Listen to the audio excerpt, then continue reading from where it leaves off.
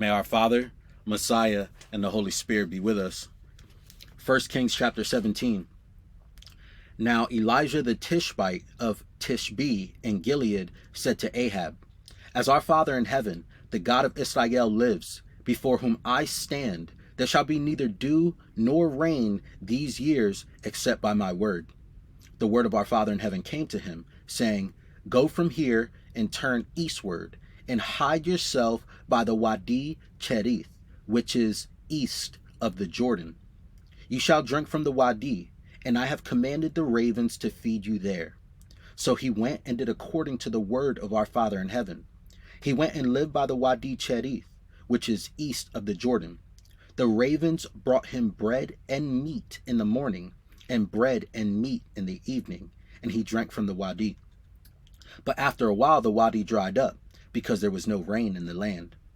Then the word of our Father in heaven came to him, saying, Go now to Zarephath, which belongs to Sidon, and live there, for I have commanded a widow there to feed you. So he set out and went to Zarephath.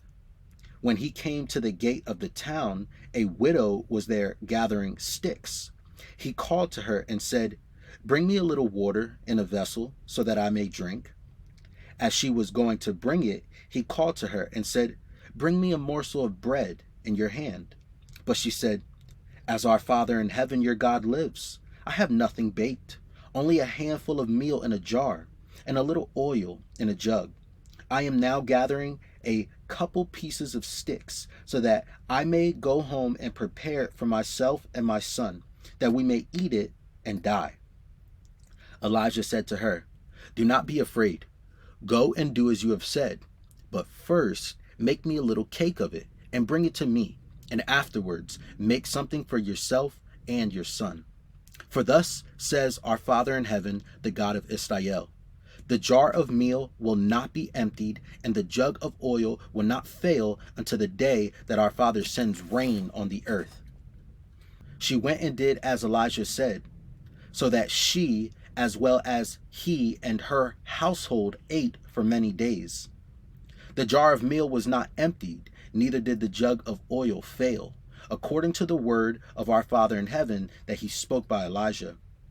After this, the son of the woman, the mistress of the house, became ill. His illness was so severe that there was no breath left in him.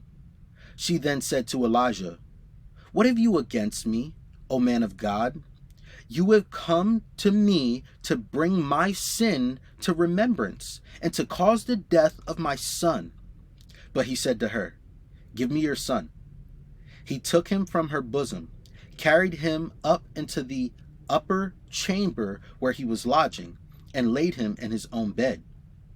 He cried out to our Father in heaven, O Father, my God, have you brought calamity even upon the widow with whom I'm staying by killing her son?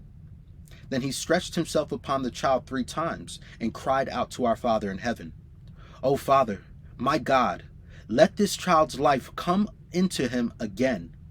Our Father in heaven listened to the voice of Elijah. The life of the child came into him again, and he revived. Elijah took the child, brought him down from the upper chamber into the house, and gave him to his mother. Then Elijah said, See, your son is alive.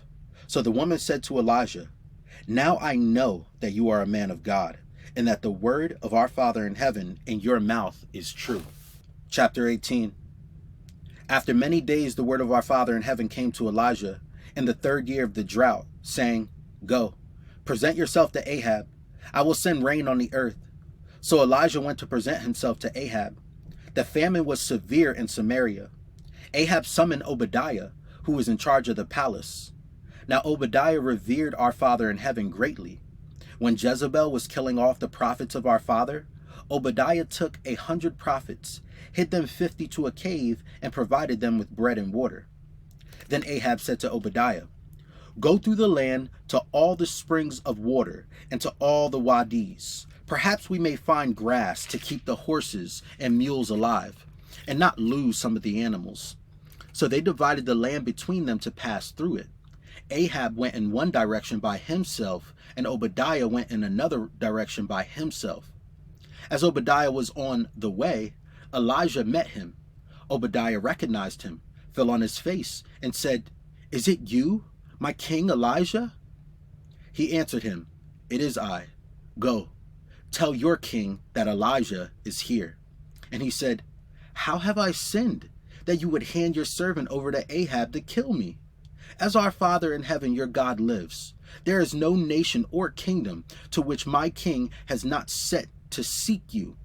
And when they would say, 'He is not here,' he will require an oath of the kingdom or nation that they had not found you. But now you say, 'Go, tell your king that Elijah is here.' As soon as I have gone from you, the Spirit of our Father in heaven will carry you I know not where. So, when I come and tell Ahab and he cannot find you, he will kill me, although I, your servant, have revered our Father in heaven from my youth. Has it not been told, my king, what I did when Jezebel killed the prophets of our Father in heaven? How I hid 100 of our father's prophets, 50 to a cave, and provided them with bread and water? Yet now you say, 'Go, tell your king that Elijah is here. He will surely kill me.' Elijah said, 'As our Father in heaven, the King of hosts, lives, before whom I stand, I will surely show myself to him today.' So Obadiah went to meet Ahab and told him, and Ahab went to meet Elijah. When Ahab saw Elijah, Ahab said to him, 'Is it you, you troubler of Israel?' He answered, 'I have not troubled Israel, but you have, and your father's house, because you have forsaken the commandments of our Father in heaven and followed the Baals. Now therefore have all Israel assemble for me at Mount Carmel, with the 450 prophets of Baal and the 400 prophets of Asherah, who eat at Jezebel's table.' So Ahab sent to all the Israelites and assembled the prophets at Mount Carmel. Elijah then came near to all the people and said, 'How long will you go limping with two different opinions? If our Father in heaven is God, follow him. But if Baal, then follow him.' The people did not answer him a word. Then Elijah said to the people, 'I, even I only, am left a prophet of our Father in heaven, but Baal's prophets number 450. Let 2 bulls be given to us.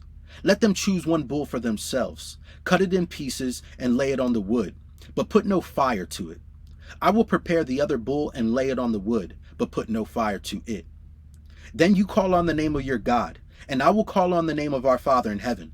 The God who answers by fire is indeed God.' All the people answered, 'Well spoken.' Then Elijah said to the prophets of Baal, 'Choose for yourselves 1 bull and prepare it first, for you are many. Then call on the name of your God and put no fire to it.' So they took the bull that was given them, prepared it, and called on the name of Baal from morning until noon, crying, 'O Baal, answer us.' But there was no voice and no answer. They limped about the altar that they had made.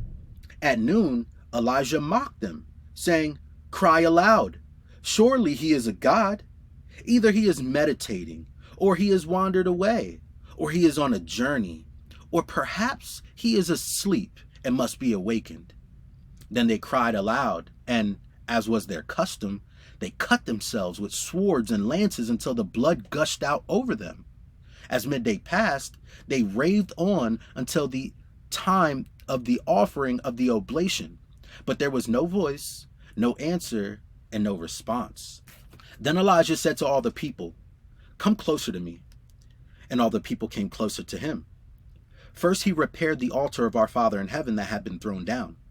Elijah took 12 stones, according to the number of the tribes of the sons of Jacob, to whom the word of our Father in heaven came, saying, 'Israel shall be your name.' With the stones he built an altar in the name of our Father in heaven. Then he made a trench around the altar, large enough to contain 2 measures of seed. Next he put the wood in order, cut the bull in pieces, and laid it on the wood. He said, 'Fill 4 jars with water and pour it on the burnt offering and on the wood.' Then he said, 'Do it a second time.' And they did it a second time. And he said, 'Do it a third time.' And they did it a third time, so that the water ran all around the altar and filled the trench also with water.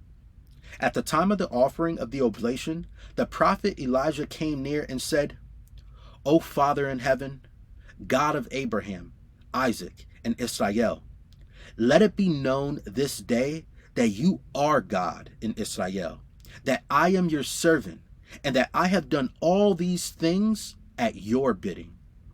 Answer me, O Father, answer me, so that this people may know that you, O Father, are God, and that you have turned their hearts back.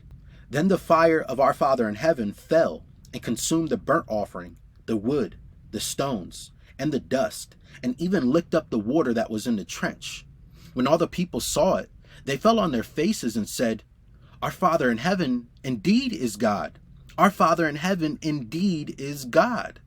Elijah said to them, Seize the prophets of Baal. Do not let one of them escape. Then they seized them, and Elijah brought them down to the Wadi Kishon and killed them there. Elijah said to Ahab, Go up, eat and drink, for there is a sound of rushing rain. So Ahab went up to eat and to drink. Elijah went up to the top of Carmel. There he bowed himself down upon the earth and put his face between his knees. He said to his servant, Go up now, look toward the sea. He went up and looked, and said, There's nothing. Then he said, Go again 7 times.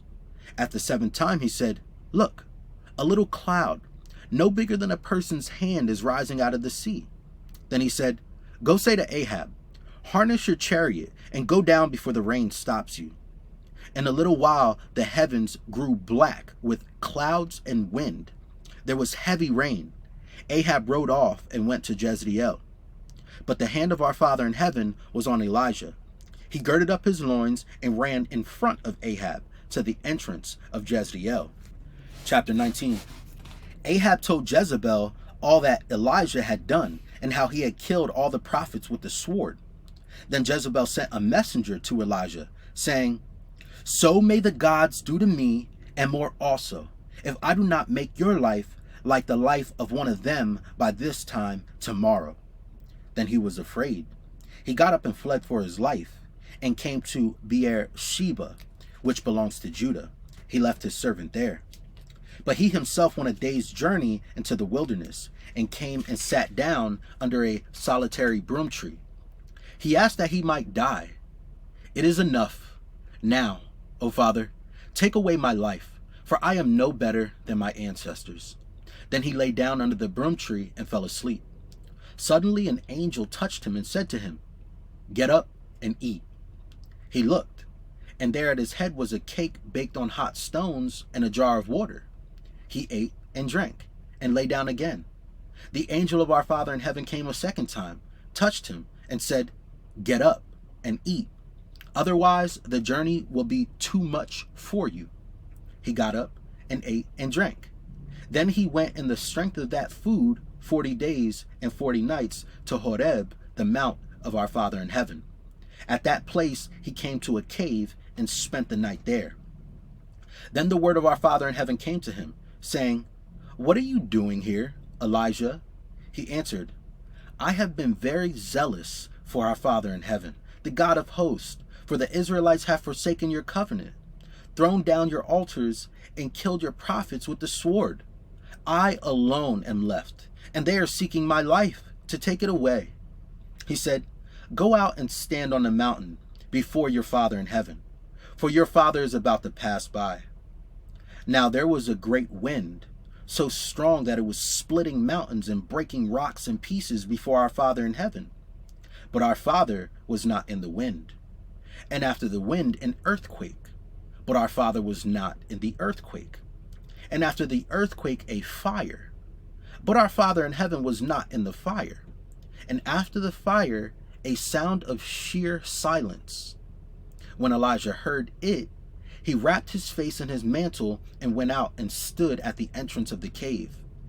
Then there came a voice to him that said, What are you doing here, Elijah?